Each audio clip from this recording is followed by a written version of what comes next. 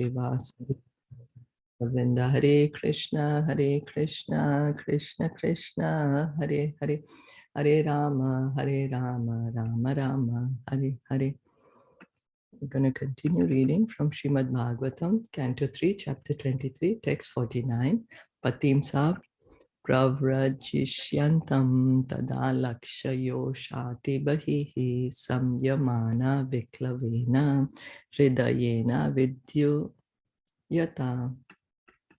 Translation and purport by His Divine Grace, A.C. Bhaktivedanta Swami Srila Prabhupada. Kardama Muni finished his household affairs quickly by his mystic power. The building of the castle in the air, traveling all over the universe with his wife in the company of beautiful girls, and begetting of children were finished now. And according to his promise to leave home for his real concern of spiritual realization, after impregnating his wife, he was about to go away. Seeing her husband about to leave, Devahuti was very disturbed, but to satisfy her husband, she was smiling.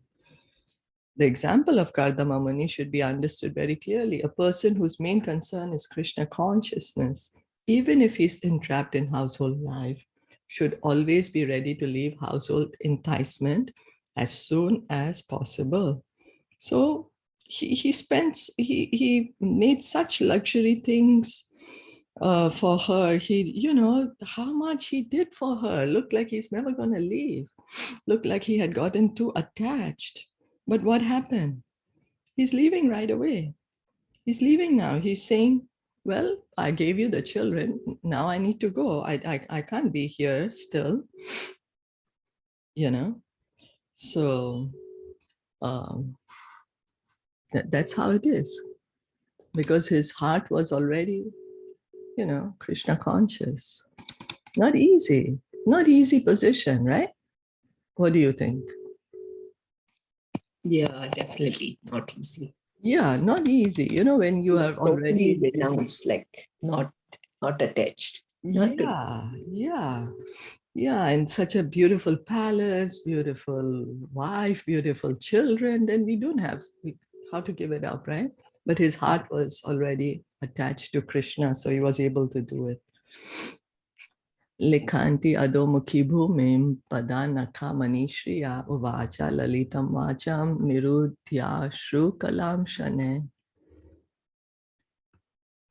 She stood and scratched the ground with her foot, which was radiant with the luster of her gem-like nails. Her head bent down. She spoke in slow yet charming accents, suppressing her tears. Devahuti was so beautiful that her toenails appeared just like pearls. And as she scratched the ground, it appeared as if the pearls had been thrown on the ground. So we go to do pedicure to make our toes look like pearls. But here she has this natural beauty. When a woman scratches the ground with her foot, it is a sign that her mind is very disturbed. These signs were sometimes exhibited by the gopis before Krishna. When the gopis came in the dead of the night and Krishna asked them to return to their homes, the gopis also scratched the ground like this because their minds were very disturbed.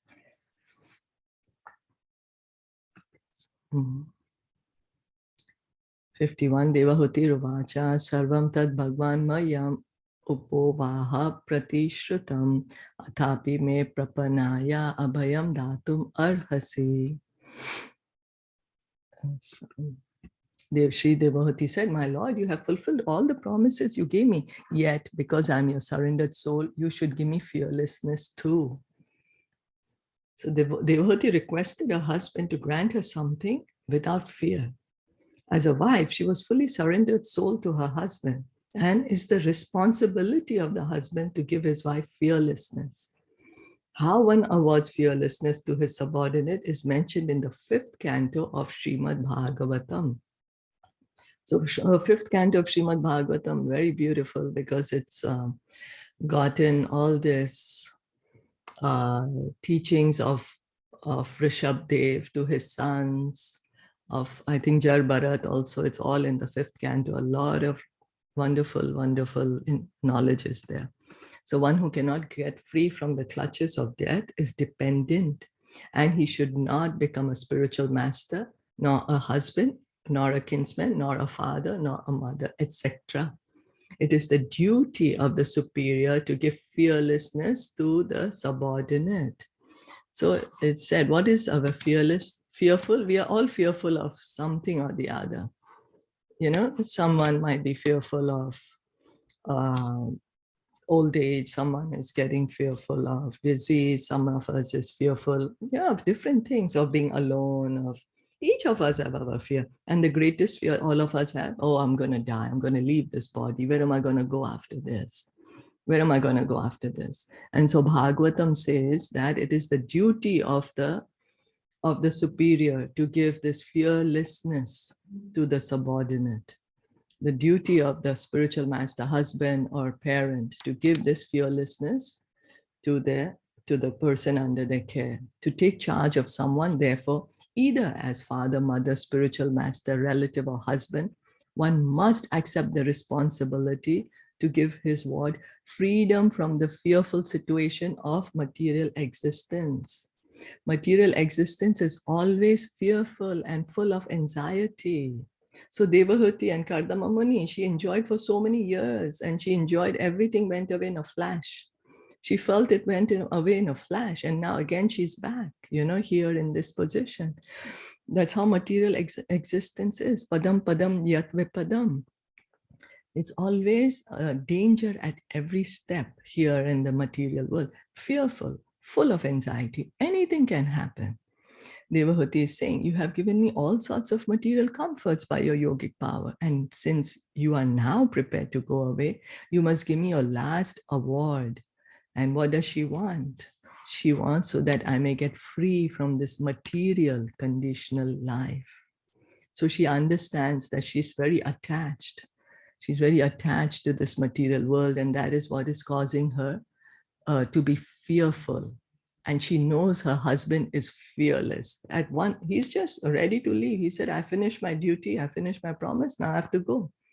I'm going to renounce everything. So she's seeing that he has this, and she's asking it from him now. I want to get free from this material conditional life. Sorry, I don't understand that line. One who cannot get free from the clutches of death is dependent, and he should not become a spiritual master. What does it mean? Yes.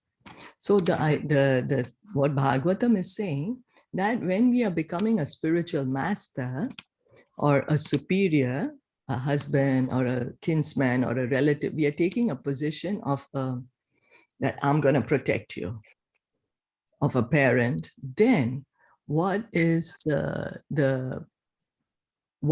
protection that we must give to the subordinate is to award them this fearlessness. And then if I myself am full of fear, how can I become a spiritual master? Okay, and also it says that you cannot get free from the clutches of death, even though you become a spiritual master. No. It means that one cannot become a spiritual master.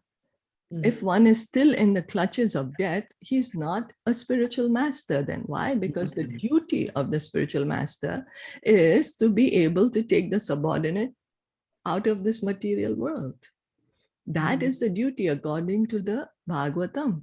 Bhagavatam saying this is the responsibility of a parent, of a spiritual master, a husband, or anyone who is taking a relative or a husband, whoever, if anyone is saying, I'm going to protect you, then means what is their responsibility is to be able to release this soul from this material world. So if I am not already on this platform, then I cannot be in a position of responsibility. Because nobody can, right, free you from the clutches of death. So I think that's what it means, right? No, no one can free you from the clutches of death. The bona fide spiritual master can free us. The bona fide spiritual master can free us, of course. Every body has to go through the death. I'm sorry? I know, but yeah. you see, how do they free us? By giving us the knowledge, right? Yeah. How do they free us? By giving us this proper knowledge.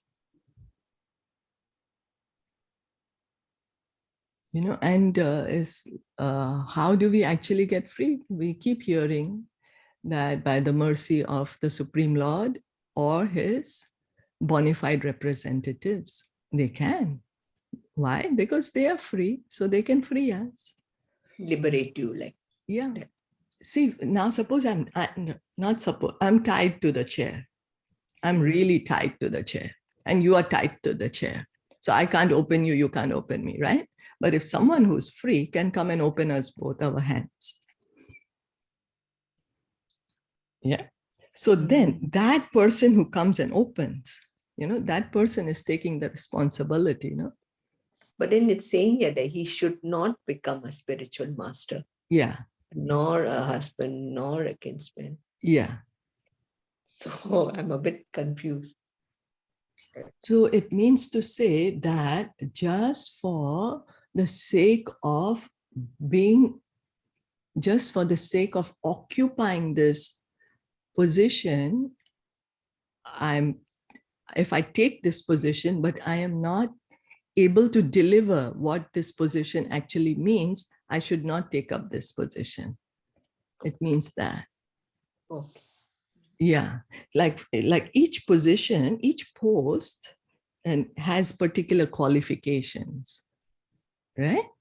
So if I'm not qualified for this position, I should not take it up. And one of the qualification is that if I am myself, I'm bound up, I am not free. If I'm not free, then I cannot take up this position. One who cannot get free from the clutches of death is dependent and should not become a spiritual master, not a husband, not a kinsman, nor father or mother. So now one may say, oh, but I'm not liberated. So shall I not get children? Because how will I liberate them? But okay, what does Bhagavatam say? You're going to get children because, okay, I'm not liberated, right? But I'm going to get children now. So what do? Then I need to give this knowledge to my children. That is what it means, that I need to give this knowledge to my children and tell them, hey, you're not the body, you're the soul. This is just a transition place for you. This is not your home. You need to go back home. You need to go back to Godhead. Tell them the science of Krishna. Then their desire, their independent choice is there. I cannot, force anyone. I can just tell them about it. Does that make sense? Yeah. So that means the clutches of death is the fear. Is it? The clutches, yeah, we are fearful, right? Fearful, right? So that is that fear. Correct? Yeah. Fear. Who cannot get the clutches of death is dependent. Yeah. The fear of death. Exactly. And also the clutches of Maya, the continuing to come here again and again, take another body, not go back to the spiritual world. Yeah, I heard very nice one thing. They say like art of living, people teach you. So you should be taught art of death. Yeah. Right? Yeah. So we need to learn both art of living and art of dying. Both we need to learn. Yes, it's true. Yeah. So it means, so Bhagavatam is saying that don't just try to pretend to become responsible, like, take up the position, because it's a great responsibility. That's what here, responsible. One must accept the responsibility to give his ward freedom from the fearful situation of material existence. There's so much fear in the material existence. So to give the correct knowledge, material existence is full of fear and anxiety. So she's saying, tell me, what can I do to get free from this material conditioned life? You must give me this. That's what she wants. she does not want to be fearful anymore. She does not want to be in anxiety anymore. She understands, I've enjoyed so much, but the time just went away like that. I'm back to square one. What's happening? I'm so attached. So, and the fear came when she saw her husband, right? Like leaving. yeah. Okay. Yeah, that my husband is going to go. What's going to happen to me? And, I'm so attached still. Yeah. So, and she's seeing that he is a liberated person. He's like, yes, oh, okay, finished. I finished my duty. I'm leaving. So she's kind of shocked also. Imagine, huh? Imagine here someone is being so nice to me. He's being so spending so much time with me. He's giving me everything. And so I think he's going to be with me all the time. But here, immediately, he's being so renounced that he can leave me just as nothing happened. What reminds me is also when in Mahabharata, when the Pandavas, when they hear that Krishna has left home, not left home, I'm sorry, left this world, that Krishna has left this earth planet. Then the Pandavas, then Yudhishthir said, well, Krishna's left. I don't need to be here anymore. He had entrusted the kingdom to Parikshit. He said, I'm going now. He left. He left his brothers that were so close to him, Draupadi, so dear to him. He just was leaving. I'm going to walk. His brother said, where are you going? And no, I'm going. The brother said, well, what are we going to do then? We are also going to go. And they left. They were also leaving. And Draupadi was like, hey, what about me? You all are just leaving me and going. All these Pandavas, they had the full Kurukshetra because Draupadi was insulted. And here, just at a moment's notice, they're just leaving everything, the kingdom, Draupadi, everything, and they're willing to go. So it shows that how they're doing their duties, but they're so renounced while doing their duty. Their attachment is to Krishna. So she also leaves with them, just at a moment's notice, they leave everything. Comes to mind this, that because the attachment, they have the higher consciousness. They're not, it shows that, oh, so material, what's happening, materialistic. For a woman, this whole war happened, and for a kingdom, so what's happening. But we can see the consciousness, which was very evident when Krishna has left. Okay, I'm leaving, I don't need anything, I'm getting out of here. So 52, Brahman duhitribhistubhyam vimragya pataya samaha kaschit shyame vikshokaya tvai pravrajite vanam. My dear Brahmana, as far as your daughters are concerned, they will find their own suitable husbands and go away to their respective homes. But who will give me solace after your departure as a sannyasi? It is said that the father himself becomes the son in another form. The father and son are therefore considered to be non-different. A widow who has a son is actually not a widow because she has the representative of her husband. So the son is the representative of the husband. That is what is trying to be said. Similarly, Devahuti is indirectly asking Kardama Muni to leave a representative so that in his absence, she might be relieved of her anxieties by a suitable son. A householder is not expected to remain at home for all his days. After getting his sons and daughters married, a householder can retire from household life, leaving his wife in the charge of the grown-up sons. That is the social convention of the Vedic system. So Vanaprasth. Vanaprasth was there in the Vedic times, that after the man has finished his responsibilities, his worldly duties, then he's supposed to leave home. He's supposed to leave home and go away to a place where he can cultivate spiritual life, so that because he know the end of life is going to come, so that he can be prepared for that moment of death and make a solution, not come back to this life again, to this material world again. And so in some cases, the wife would follow the husband. And some cases, the wife will not. That's in the vanaprastha life, not yet sannyasi. If sannyasi, then the wife cannot go.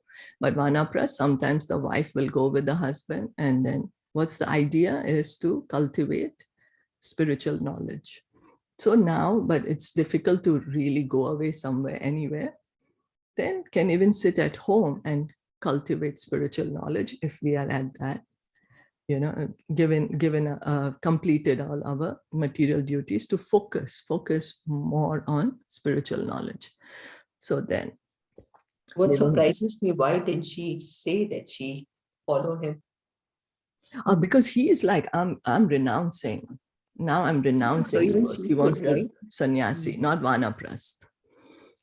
He wants to renounce. He said, Be a sannyasi. Yeah. Okay. But actually, he's like, already on a very high liberated platform. This was just, he needed Kapila, Lord Kapila Dev has to come. So he spent this time with her. So yeah, they were, and he had said before he got married, he had told to Swayambhava Manu, I'll give her a child and then I'm going to leave the house. He had already told that. So Devahuti is indirectly asking that in his absence from home, there be at least one male child to give her relief from her anxieties. This relief means spiritual instruction. Relief does not mean material comforts. Material comforts will end with the end of the body, but spiritual instruction will not end. It will go on with the spirit soul. So whatever we are learning, our material knowledge, for example, I went to school, I did my education for X amount of, now I can't even remember, probably 15 years or something, right? That's what normally people do if you're doing undergraduate. If you're doing graduate and PhD, it would be even more. So then whatever I studied, I will remember it only till I'm in this body. And after I die, when I take another body, and if I'm still in the body of a human being, then I have to again go to school. Again, I have to learn ABC, 1, 2, 3, again, whatever, But the spiritual knowledge that I am trying to cultivate in this life, that spiritual knowledge is never lost. It's never lost. Why? It's because it's with the soul, and I am the soul. I'm not the body. So even if I go into another body, I will remember the spiritual knowledge that I have acquired in this while I'm inside this body. That's why it said that the spiritual activities are eternal, because the soul is eternal. The consciousness is eternal. So how much ever I have evolved my consciousness spiritually, that spiritual consciousness will continue to remain with me, even if I take up another material body. So instruction in spiritual advancement is necessary, but without having a worthy son, how could Devahuti advance in spiritual knowledge? It is the duty of the husband to liquidate his debt to his wife. The wife gives her sincere service to the husband, and he becomes indebted to her, because one cannot accept service from his subordinate without giving him something in exchange. So this is the thing, that we should not just take. We need to give also. There's a reciprocation is there. Otherwise we get indebted. Like I just keep taking without giving back. Then what is this? I need to give back something in exchange. The spiritual master cannot accept service from a disciple without awarding him spiritual instruction. That is the reciprocation of love and duty. So between spiritual master and the disciple, so the disciple is serving the spiritual master in various ways. And what is the duty of the spiritual master? To give spiritual instruction to the disciple. So it's an exchange. It's a reciprocation of love and duty. Both are doing their part. One is speaking, one is hearing. Thus Devahuti reminds her husband Kardama Muni that she has rendered him faithful service, even considering the situation on the basis of liquidating his debt toward his wife. He must give a male child before he leaves. Indirectly, Devahuti requests her husband to remain at home a few days more, or at least until a male child is born. So, any comments? Yeah, and also that means the subtle body, the mind and intelligence goes with the soul when you leave the material body. Yeah, Correct? but it goes with the soul till the time we are in the material world. Oh. When if I'm still in the suppose I die now, I give up this body, and my next body is still going to be material because my consciousness is still not Krishna. I'm still not Krishna conscious. My consciousness is not yet liberated. So I'm going to get into another material body, whatever body it may be. So right now, whatever mind, intelligence, and false ego I have, it's going to go with me into another material body. But if I come to the point of like, liberation kind, if I'm You go to already the spiritual purified, world. I'm purified, I'm liberated of this subtle body, of my false ego, of my material mind, of my material intelligence, then it's not, I don't have this subtle body anymore. Then the soul is free from the subtle body and the material body, and then the soul, pure soul, is there by itself in its true spiritual form.